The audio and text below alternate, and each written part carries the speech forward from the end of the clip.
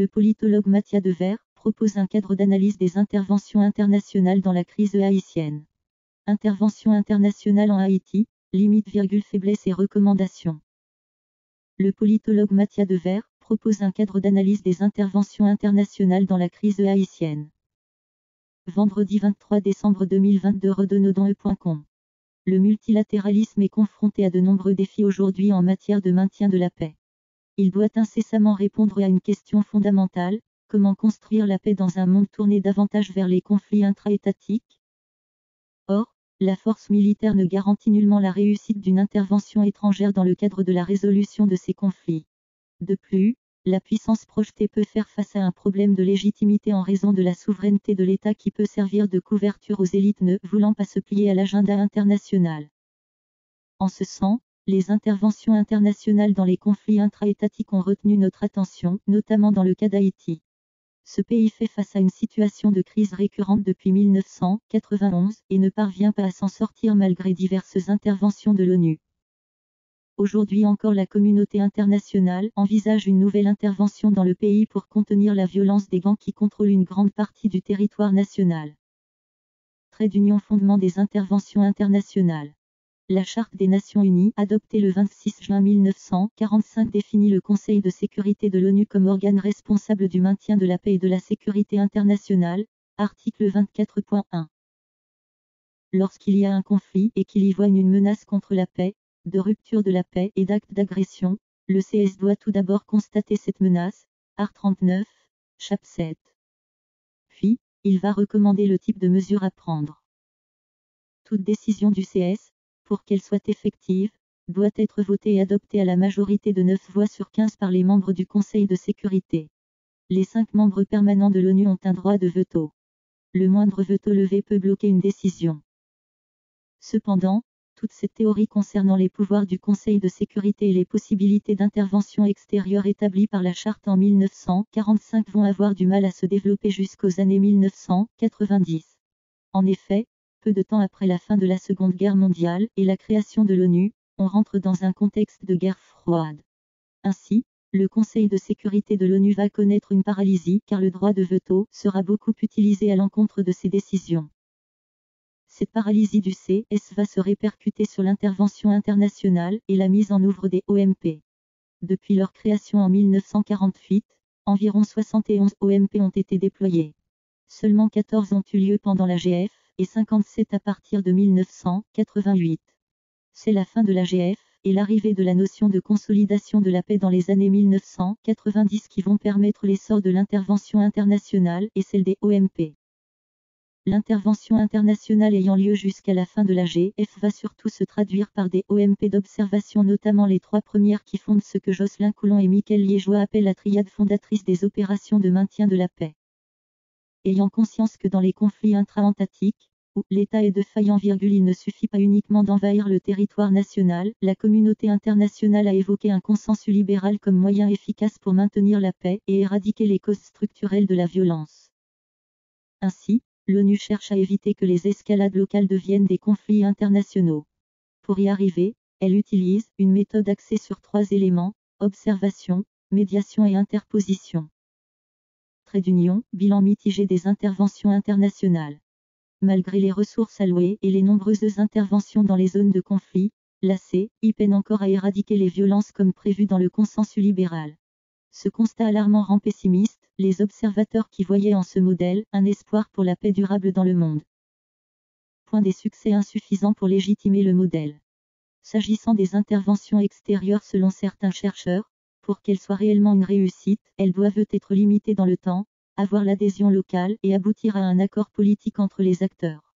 Dans cette perspective, comme le croit Pascal Boniface, on peut considérer l'intervention en Côte d'Ivoire comme un succès car sa fin a été programmée en raison de l'atteinte de sa mission contrairement à d'autres qui deviennent permanentes. De plus, elle aurait permis d'éviter le risque d'un génocide type Rwanda en Côte d'Ivoire et a facilité la signature d'un accord ayant conduit aux élections. Aujourd'hui, la Côte d'Ivoire est un pays stable du continent africain.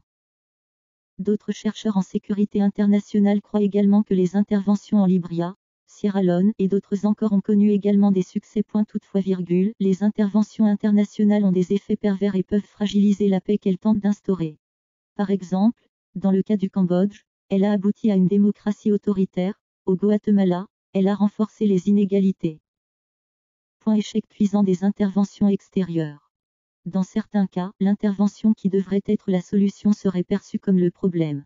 Par exemple en Somalie, l'ONU et les États-Unis sont intervenus dans le conflit à partir de 1992 sans pouvoir s'entendre sur un agenda commun et en voulant surtout imposer une solution descendante. Le chef rebelle, en compagnie des seigneurs de guerre et groupes islamistes, devient vite un héros national et a compliqué le processus de rétablissement de la paix voire de consolidation de la paix. Les interventions extérieures ont laissé ce pays dans un état beaucoup plus critique qu'avant leur arrivée au point que le concept de somalisation caractérise les États qui s'effondrent sans pouvoir se relever. Cette intervention à côté de celle du Rwanda et de l'Afghanistan constitue l'un des plus grands échecs de la communauté internationale dans les zones de conflit sans exclure les interventions en Haïti qui datent des décennies mais ne parvenant toujours pas à résoudre la crise. Dans le cas des différentes interventions en Haïti, Jocelyn Coulon fait remarquer qu'au-delà des causes internes politiques et sociales qui peuvent expliquer leurs échecs, l'incapacité des États et des organisations internationales à assurer une continuité des efforts et de l'aide est un facteur aggravant. De plus, elles étaient toutes contraintes par une limite de temps imposée par des autorités nationales et internationales soucieuses de ne pas s'éterniser sur place et peu disposées à y investir des ressources financières. Ajouté à ces facteurs, le personnel était parfois incapable de se déployer ou était évacué lorsque les choses tournaient mal sur le terrain. Pour lui, la segmentation de l'intervention internationale a empêché la consolidation des processus de reconstruction et de dialogue politique. Consensus sur l'efficacité des interventions. Le débat sur l'importance des interventions extérieures dans les conflits a pris de l'ampleur suite à la multiplication des conflits intra-étatiques et l'intervention des acteurs internationaux depuis 1990. Ces genres de guerre hors cadre conventionnel sont généralement difficiles à appréhender par les puissances projetées, tenant compte des facteurs de territoire et de population. Elles peuvent vite tourner en cascade comme les opérations en Somalie et en Afghanistan.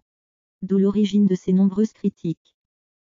Toutefois, les études réalisées sur cette question montrent que l'intervention internationale, malgré les échecs enregistrés, a aussi connu d'importants succès bien que limités sur certains points, comme nous l'avons évoqué précédemment. L'élément fondamental pour le succès d'une intervention internationale est l'adhésion locale.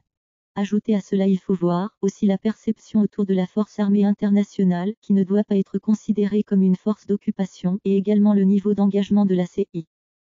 En ce sens, l'OCDE s'accorde sur certains points pour qu'une intervention puisse réussir en zone de conflit, le nombre de militaires et de policiers déployés, et l'assistance économique, la durée de l'intervention et les objectifs définis.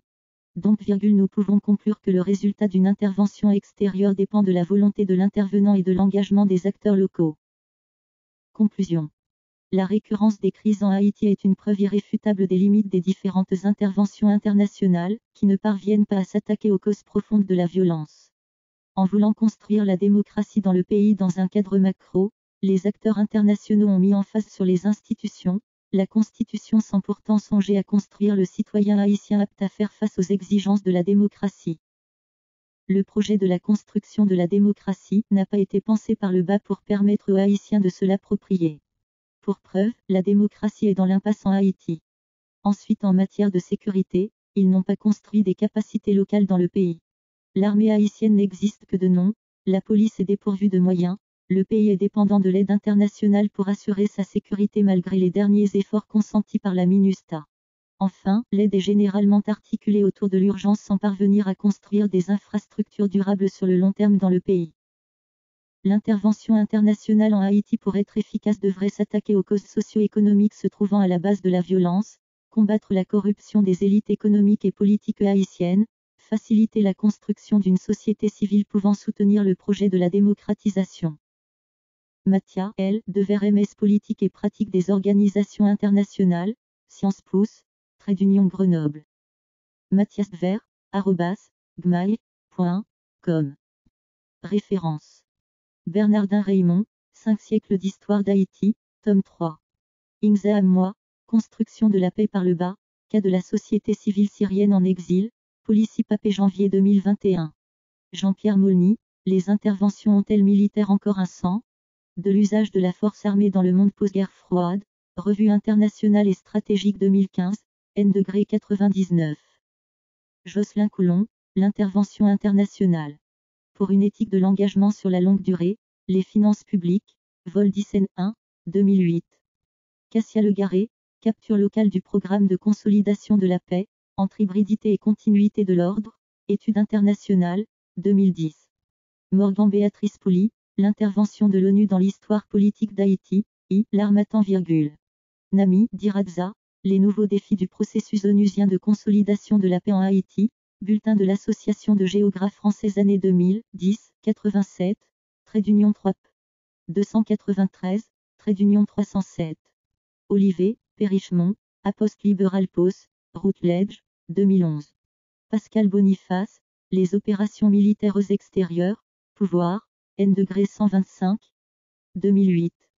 Petite Ville Franck, les organisations internationales, la découverte, 2021. Pierre-Étienne Sauveur, Haïti misère de la démocratie, Harmattan, 1999. Torsa Almeida Cravo, consolidation de la paix, postulat, pratique et critique, Aspg Afrique et francophonie, premier trimestre 2018.